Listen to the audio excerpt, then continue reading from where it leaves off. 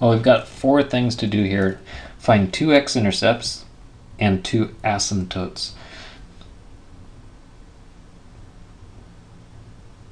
So for the intercepts, we've got, for x-intercepts,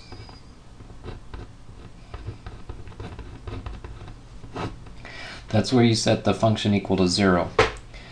And if you set this function equal to 0, the only way it can equal 0 is if the top equals 0. So the only way a fraction ever equals 0 is if the top is equal to 0. So x squared minus 4x minus 8 set equal to 0. And then I don't think it's going to factor, so rely on the quadratic formula. X is equal to negative b plus or minus the square root of b squared minus 4 times a times c, a negative 8, all divided by 2 times a. So it's going to be 4 plus or minus, this is a 32 positive, with this makes 48. And usually I would say this needs to be reduced. I did a 16 times 3 and take the square root of 16. But since we're going to be graphing it, I would like to have decimal answers. So what are the decimal answers here?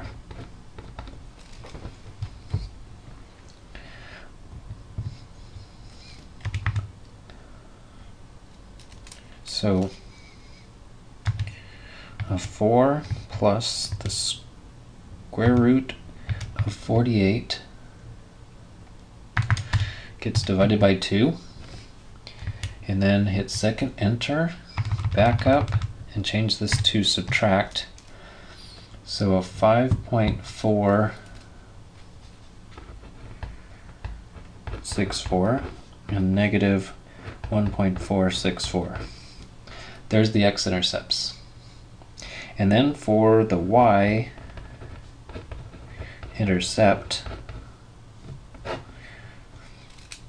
well, for that you go to the function and plug in when x equals 0. So g of 0 is going to be 0 squared minus 4 times 0, subtract 8, and then 3 times 0, subtract 4. So these zeros are going to cancel. It really leaves a negative 8 divided by a negative 4 is 2. So it goes through when x is 0, y is 2. So it should be crossing the x-axis at these values and crossing the y-axis at this point. Okay, that takes care of intercepts. And now on to asymptotes. First, I'll do the vertical asymptote.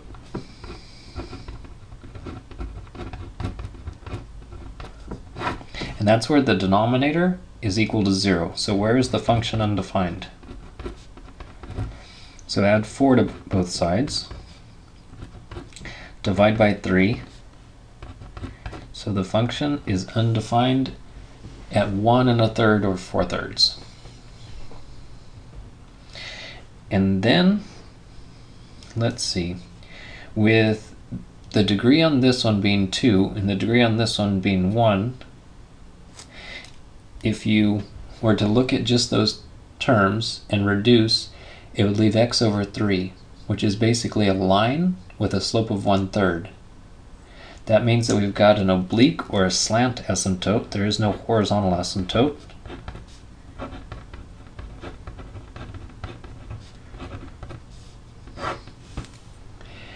And the equation of the slant asymptote is essentially 1/3 x. So it's a line with a slope of 1/3. But if we have a line, we need not only the slope, but the y-intercept b. To get that, use long division. So 3x minus 4 gets divided into x squared minus 4x minus 8 And to get an x squared here, I do need an x, so that x times x is x squared, but I need to eliminate the 3. And so do that by multiplying by 1/3. Or that's essentially this x over 3 that I was talking about when I looked at the leading term for the numerator and the denominator. Well, then distribute, so we've got this times this is just going to be x squared. And then this times this will be 4/3 negative times an x. And then we need to subtract this whole second line. So it's going to be x squared minus x squared, which is good news. And then we've got -4 combined with a positive 4/3. So to save a little bit of space, since I'm running out of space, I'll use the calculator. -4 plus of 4/3, but I need to keep this in fractions. So go to math, and the first one, change it to fractions, -8/3. So these two combined make -8/3 x, and then carry down this -8. Now keep in mind what I'm trying to do is find the equation of the line. 1/3 x plus or minus what? Once I find that number, I can stop the long division, because I don't need to know what the remainder is. I just need to know what's the equation of this line that's going to be the slant asymptote. So next, I need a -8/3 x. Well, this already has the x. To get an 8, I'm going to have to multiply by 8. And to get the 3 in the denominator, I'll need to divide this by a 9. So I need to use -8/9. When I multiply over here, I will get the 3 going into the 9 3 times for the denominator, and the numerator will have the -8 as needed. And so we can stop there. The slant asymptote is y equals 1/3 x minus 8/9. And then I need to verify, so I'm going to graph,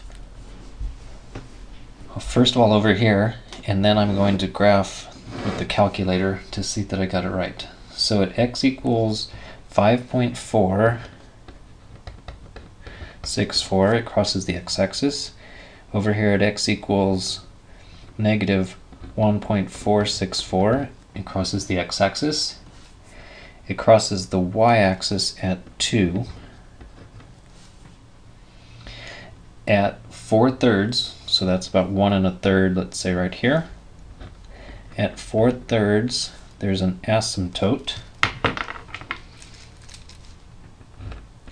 So put a dotted line to indicate that the function is undefined there for that vertical asymptote. And then this is the horizontal asymptote. So if you go down to -8/9, which is not very much,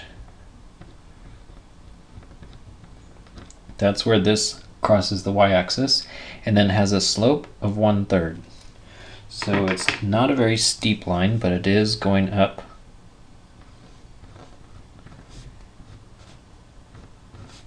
Didn't mean for it to go through at 4/3. Not sure where it crosses. This one crosses the x-axis, but that's the general shape of it. And then the function is going to have two branches, something like this. And let's verify with the graph.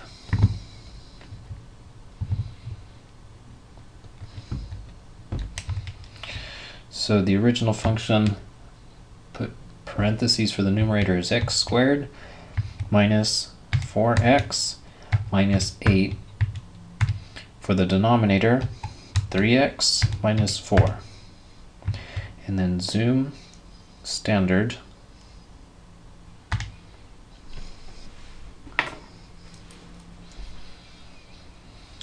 And it seems that the function is down here.